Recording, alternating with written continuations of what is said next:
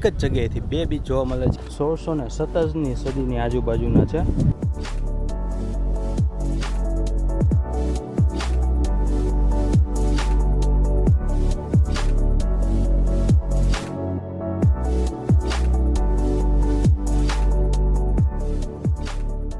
So hello guys, કેમ છો?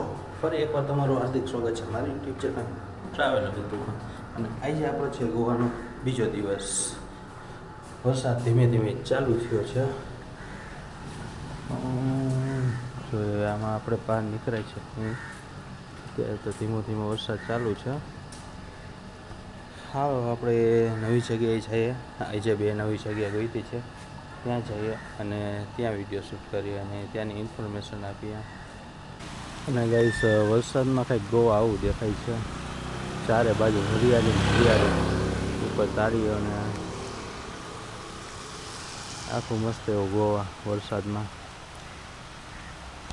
અને વિડીયો એટલા માટે ટૂંકમાં રોકીને બનાવું છું કારણ કે આ કેમેરો પલળી જશે તો આપણે શું કરશું, એટલા માટે ક્યારેક વિડીયો ઉતારતો રહેશે રસ્તામાં આવો ઝાડવા નીચે ઊભા રહી. સો હાલો હવે આપણે આગળની સાઈડ જઈએ. સો ગાઈસ, અત્યારે જાતો તો ચોપરા બાજુ, પણ એમાં વરસાદ વધારે પડતો પડવા માંડ્યો હતો અને આપણને જે હતું ને એ વસ્તુ મુખ્ય હતી. બધા ગુજરાતીઓની પહેલી પસંદ એટલે કે ચા. આપણને ચા મળી ગઈ, બીજું શું જોઈએ આ વરસાદમાં આવા ચા. ભાઈ એક પકોડા નહોતા, બાકી યારે ખાઈ લે. ખાલી ચા મળી ગઈ તો એ ઘણું થઈ ગયું. સો ગાઈસ, અહીંયા આપણે નાસ્તો પણ મંગાવી લીધો છે, બ્રેડ વિથ આમલેટ. અને આ ખાઈને જોઈએ આપણે ક્યાં સુધીનો ટેકો થાય છે. બપોર સુધીનો થઈ છે, 2-3 વાગ્યા સુધીનો, તો પણ ઘણું અને એન્જોય કરીએ આપણું આ ફૂડ. હવે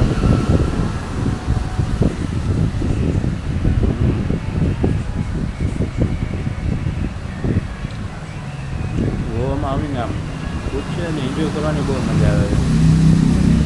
ચા એટલી બધી નથી મજા આવતી, પણ ફૂડ બહુ સારું છે. હાલો હવે આપણે નાસ્તો કરી લઈએ. સો ગાઈસ, આપણે નાસ્તો પાણી કરી લીધો છે અને વળી પાછો આપણો ટોપ પહેરી હવે આપણે જઈશું આપણે ચોપરા ફોર્ટ તરફ. હવે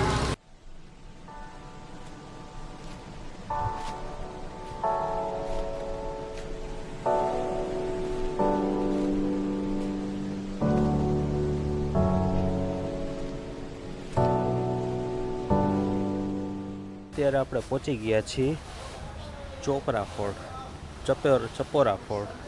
આમાં ચોપરા વચ્ચે છે પણ એ ચપોરા ફોર્ટ. અને આ બાજુ છે રસ્તો ઉપર જવાનો અને અહીંયા નાની મોટી શોપ છે, ક્લોથ, ફૂટ, આપણે ચપ્પલ, છત્રી વગેરેની. અને બસ હવે આપણે ઉપર જઈ અને ઉપરનો તમને નજારો બતાવું. અને તમને કહું ને કે ચપોરા ફોર્ટ કે આખા ગોવામાં તમે ગમે ત્યાં પણ રખડો, જો તમે ગાડી ભાડે લીધી હશે તો તમારે એને તમે ગમે એ જગ્યાએ ટુરિસ્ટ પ્લેસે જશો ને એટલે તમારે અહીંયા પાર્કિંગના અલગ જગ્યાએ ચાર્જીસ હોય છે, એ તમારે પે કરવા જ જશે. જો કદાચ તમે એક દિવસમાં 5 થી 6 વાર તમે અહીંયા ફરવા જાઓ તો તમારે છે ને મિનિમમ 200 થી 300 રૂપિયાનો પાર્કિંગ દેવો પડશે. 2 વ્હીલ હોય તો. 4 વ્હીલ હોય ને તો એમાં તમારે બહુ વધી જશે. સો બસ આટલી ઇન્ફોર્મેશન.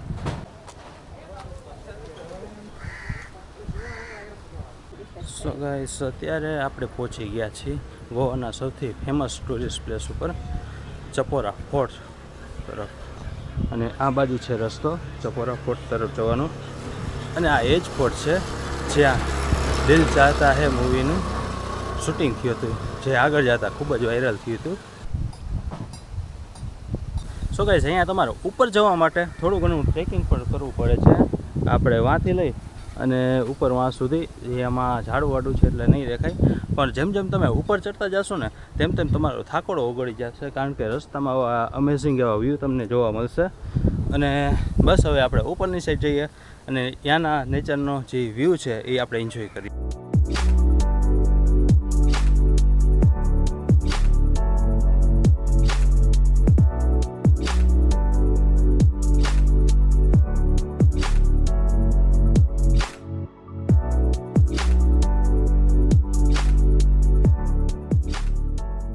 સો ગાઈસ, તમને કહેતો હતો કે એક જ જગ્યાએથી બે બીચ જોવા મળે છે. આ બાજુ છે ડ્રીમ બીચ અને આ બાજુ છે ચપોરા બીચ. અને આ બાજુ છે કિલ્લો. 3 જગ્યા એક જ સોરી 3 પ્લેસ એક જ જગ્યાએ ઉપર. આ બાજુ છે કિલ્લો ચપોરા. સો ગાઈસ હવે આપણે જઈએ અંદરની સાઈડ. આ બાજુ અંદર જવાનો રસ્તો,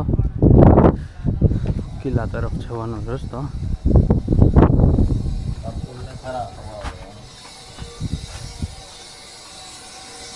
અને હજી અહીંયા વર્કિંગ પ્રોસેસ છે, હજી કામ ચાલુ છે. અહીંયા કિલ્લાનું ઘણું બધું રિનોવેશન થાય છે.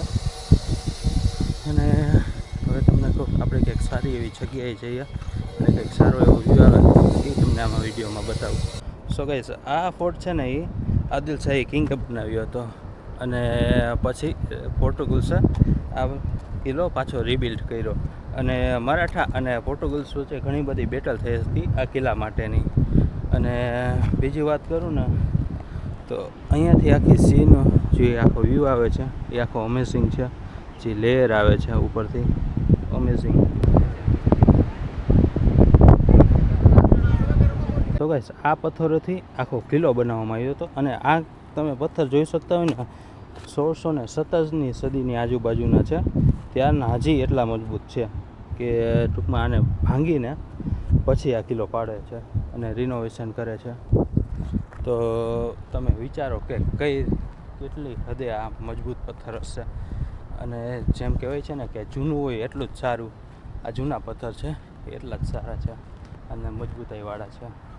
સો ચાલો હવે જઈએ કંઈક નવી જગ્યાએ, એક નવા ફોટા પાડવા માટે, નવા વિડીયો ઉતારવા માટે. સો ગાઈસ આપણે આખા ચપોરા ફોર્ટ ઉપર ફરતા હતા અને ત્યાં આપણને એક જૂનો પથ્થરનો સ્તંભ દેખાયો. આ પથ્થરનો સ્તંભ જૂના જમાનામાં કહેવાય ને તો બાઉન્ડ્રી માર્ક કરવા માટે અથવા કોઈ પણ ખાસ દિશા બતાવવા માટે આ સ્તંભનો ઉપયોગ થાય છે. અને આને ટૂંકમાં હિસ્ટ્રીમાં કહીએ ને તો લેન્ડમાર્ક તરીકે પણ ઓળખવામાં આવે છે. સો ગાઈસ આપણે આખો ચપોરા ફોર્ટ ફરી લીધો અને જે મજા આવી છે ને ખરેખર ખૂબ એટલે ખૂબ જ મજા આવી છે. ખૂબ જ એન્જોયમેન્ટ કર્યું છે આપણે. અને હવે વાત કરું ને તો અહીંયા તમે ગોવા આવો છો અને એક જ જગ્યાએ તમારે 2 બીચ જોવા છે કે જોરદાર કિલ્લો જોવો છે તો ચપોરા ફોર્ટ તમે અવશ્ય આવો. અને એનો ટાઈમિંગ છે સવારના 10થી સાંજના 5 વાગ્યા સુધી. આ ટાઈમિંગમાં તમે ગમે ત્યારે આવી શકો છો. અને સોમવારથી લઈ અને આખા વીકેન્ડમાં ચાલુ જ હોય છે આ કિલ્લો. સોમથી રવિવાર સુધી ટૂંકમાં ક્યારેય બંધ નથી રહેતો. અને બસ હવે આપણે જઈએ આપણી બીજી જગ્યાએ. તરફ છે બીચ. થોડોક થાક તો લાગ્યો છે પણ અહીંયાથી ફ્રી થઈ પછી આપણે જઈશું આપણી હોટલે. બાકી અહીંયા સુધી કંઈ પ્રોબ્લેમ નથી. આપણે અહીંયા બીચને એન્જોય કરશું પછી અહીંયાથી જઈશું આપણે ડાયરેક્ટ આપણી હોટલે.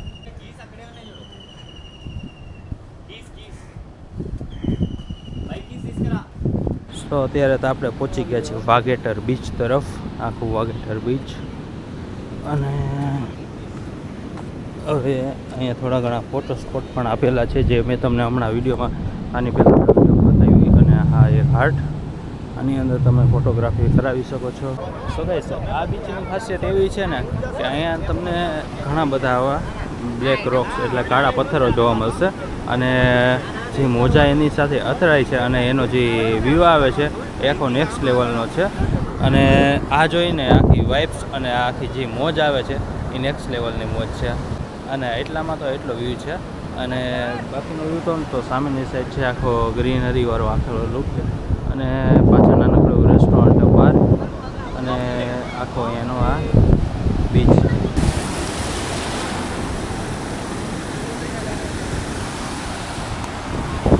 અને ગાઈસ અહીંયા તમને વાત કરું ને તો જે મજા છે ને એ નેક્સ્ટ લેવલની છે. અને જેમ જેમ ટાણું થતું જાય જેમ એમ પાણી છે ને આગળ આવતું જાય છે. તો વાં સુધી હતું પાણી, કાંઈ નહોતું, હું ત્યાં ઊભો હતો. પણ ત્યાં અત્યારે ઘણું બધું પાણી ભરાઈ ગયું છે. અહીંયા આપણે એન્જોય કરી છીએ. અને આ એક બીચ એવું છે ને જ્યાં છે ને ક્રાઉડ પણ ઓછું છે અને જે પીસ છે ને બહુ એટલે બહુ વધારે છે. સાવ એટલે સાવ શાંતિ મળે છે અને મજા આવે એવું બીચ છે. સો ગાઈસ આપણે તો આ બીચ ઉપર ફૂલ એન્જોય કરી લીધું છે અને આપણને ખૂબ જ મજા આવી કારણ કે પીસ એટલું મળ્યું અને ક્રાઉડ પણ એટલું બધું નથી અને ઘણા માણસ અહીંયા બેસીને એન્જોય કરી શકે છે. ઘણા માણસ અહીંયા નાઈને એન્જોય કરી શકે છે. અહીંયા ઘણા બધા ફોટો સ્પોટ છે. પછી કહેવાય ને મેન વસ્તુ છે અહીંયા શાંતિ છે. એ આપણને બધી જ વસ્તુ એક જ જગ્યાએ મળી ગઈ છે. અને આ વિડીયો આપણે અહીંયા જ પૂરો કરીશું અને અહીંયાથી જઈશું આપણે હોસ્ટેલે આપણી, કારણ કે ફોનની બેટરી અને કેમેરાની બેટરી બંને ડાઉન થઈ ગઈ છે. મારી પણ થોડી ઘણી ડાઉન થઈ ગઈ છે. એટલા માટે હવે આપણે બધું જ હોસ્ટેલે જઈને આપણે ચાર્જ કરી લઈશું. અને આપણે જે આના પછી જે નવી જગ્યાએ જઈશું એનો આખો અલગ જ વિડીયો બનશે, કારણ કે આ વિડીયો આખો લાંબો થઈ જશે એના માટે. સો ભલે આ વિડીયોમાં એટલું જ, ફરી મળીશું એક નવા વિડીયો નવી જગ્યા સાથે. ત્યાં સુધી આવજો. રામ રામ.